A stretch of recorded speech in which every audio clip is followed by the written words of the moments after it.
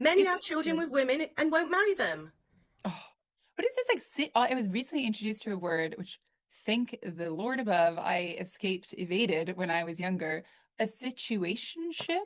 What is that? Like, what is that? If you were, I'm sorry, but like, I pretty much since like the day I turned 28 and above, if I wasn't interested in potentially marrying you or was, just interested in you carnally, you had no place in my life. I love that. One, because you use the word carnal, and two, for the philosophy. But Yes. I just think like what? Like no, no, no. And No. you should be showing up, you should be showing me that you, yeah, are marriage material, father material.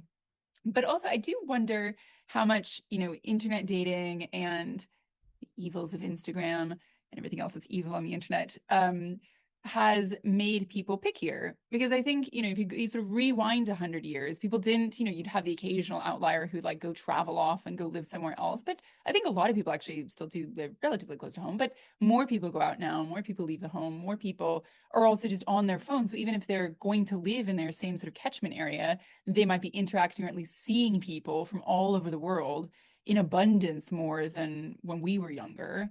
And so, yeah, I mean, I also wonder if people have if it's helped set unrealistic expectations for maybe men and for women around, yeah, like I still think the biological pull is there for women, and I agree with everything you're saying. But I do wonder also, yeah, if people have, yeah, unrealistic expectations now around who you're going to meet and what's important.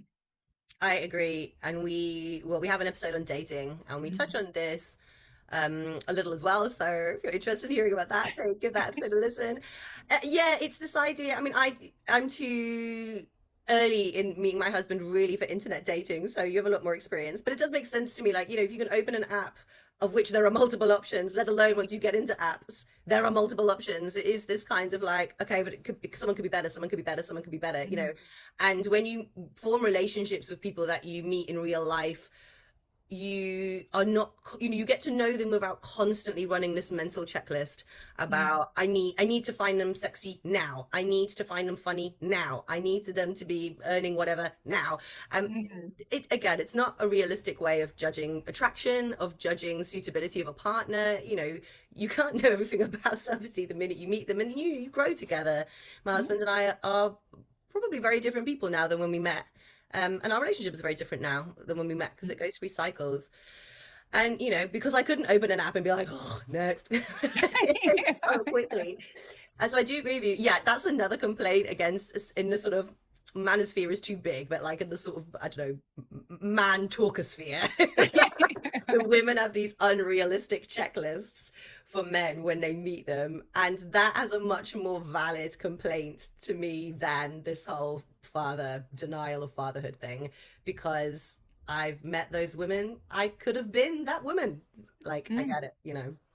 But I also think, I mean, it goes both ways. And I'm sure that I do think that's a more valid complaint, but I also think that men have a more unrealistic expectation as well. You read all about the kind of behavior people think is normal in a bedroom that was not normal when I was introduced to carnal relationship. But barely is now. And that's knock-on consequences of what's, freely available on the internet. Yeah, but also, I mean, even what you were saying, like you don't know when you meet somebody, you're still a good relationship, you grow together to stay together, I believe, but you like forget meeting, you're judging somebody off of their photo and like a handful Mm. of words around how they're selling themselves. So I don't know of an app yet that lets you like look into their bank account.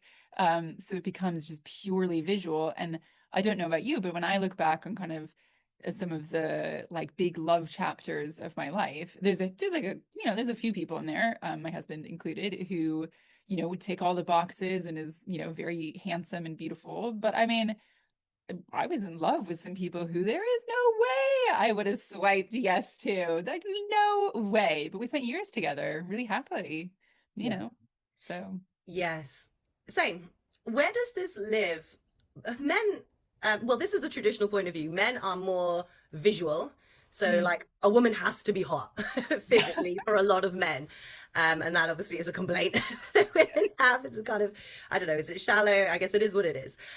But for women, I think what can make a man attractive is a much broader spectrum than how he looks. Mm. And I found people so attractive who, again, like if I just saw a 2D image of them, I, you know, Yeah. maybe it wouldn't necessarily capture my attention. Maybe I'd be like, "Ugh." Like, come on, we've all fancied people who are not a 10 when it comes to the looks because there's something about them. Do you know what I mean?